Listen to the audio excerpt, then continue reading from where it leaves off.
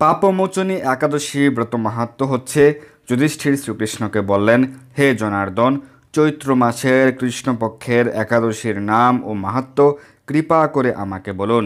শ্রীকৃষ্ণ বললেন, হে ধর্মরাজ যুধিষ্ঠির, আপনি ধর্ম বিষয়ক প্রশ্ন করেছেন। এই একাদশী সকল সুখের আধার, সিদ্ধি প্রদানকারী ও পরম মঙ্গলময়, সমস্ত পাপ থেকে নিস্তার বা মোচন করে বলে এই পবিত্র একাদশী তিথি পাপমোচিনী নামে প্রসিদ্ধ।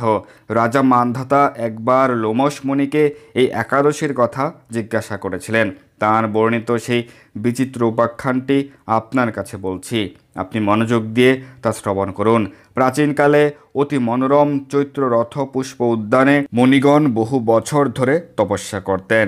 এক সময় মেধাবী নামে এক ঋষিকুমার সেখানে তপস্যা করছিলেন। মঞ্জু ঘোষা নামে এক সুন্দরী অপ্সরা তাঁকে বশীভূত করতে চাইল, কিন্তু ঋষির অভিশাপের ভয়ে সে আশ্রমের 2 মাইল দূরে অবস্থান করতে লাগলো। বীণা বাজিয়ে মধুর স্বরে সে গান করত। একদিন মঞ্জু ঘোষা মেধাবীকে দেখে কামবাণে পীড়িতা হয়ে পড়ে।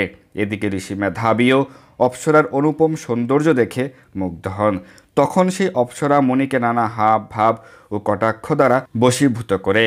ক্রমে কামপরবশ মুনি সাধন ভজন বিসর্জন দিয়ে তার আরাধ্য দেবকে বিস্মৃত হন।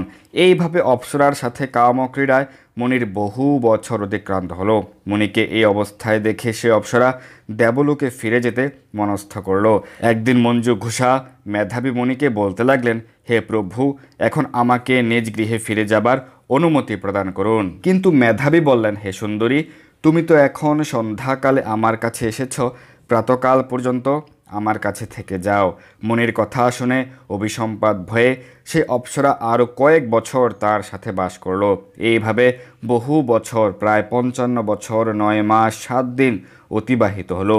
দীর্ঘকাল অপ্সরার সহবাসে থাকলেও মেধাবীর কাছে তা অর্ধরাত্রি বলে মনে হলো।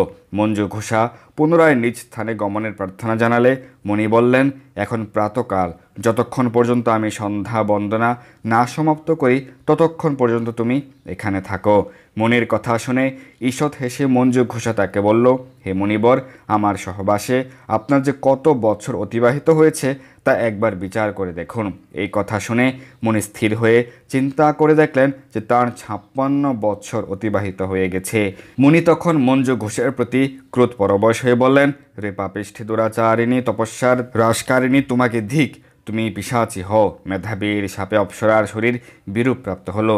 তখন সে অবনত মস্তকে মুনির কাছে শাপমোচনের উপায় জিজ্ঞাসা করল।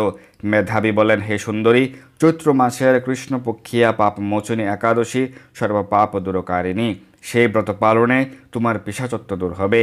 পিতার আশ্রমে ফিরে গিয়ে মেধাবী বললেন, হে পিতা, এক অপ্সরার সঙ্গদোষে আমি মহাপাপ করেছি। এর প্রায়শ্চিত্ত কি, তা কৃপা করে আমাকে বলুন। উত্তরে চ্যবন মুনি বললেন, চৈত্র মাসের কৃষ্ণপক্ষিয়া পাপমোচনী একাদশী ব্রতের প্রভাবে তোমার পাপ দূর হবে। পিতার উপদেশ শুনে মেধাবী সেই ব্রত ভক্তি ভরে পালন করল। তার সমস্ত পাপও দূর হলো। পুনরায় তিনি তপস্যার ফল লাভ করলেন। মঞ্জু ঘোষাও ওই ব্রত পালনের ফলে পিশাচত্ব থেকে মুক্ত হয়ে দিব্য দেহে স্বর্গে গমন করল। হে মহারাজ, যারা এই পাপমোচনী একাদশী ব্রত পালন করেন তাদের পূর্বকৃত সমস্ত পাপই দূর হয়। এই ব্রত কথা পাঠ ও শ্রবণে সহস্র গাভীদানের ফল লাভ হয়। হরে কৃষ্ণ।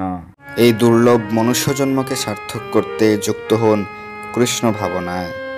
আপনার সকল ধর্মীয় বা পারমার্থিক প্রশ্ন জানাতে যুক্ত হন আমাদের টেলিগ্রাম গ্রুপে, আর এই ভিডিওটি শেয়ার করে আপনার সকল বন্ধুদের কাছে পৌঁছে দিন। ধন্যবাদ সবাইকে।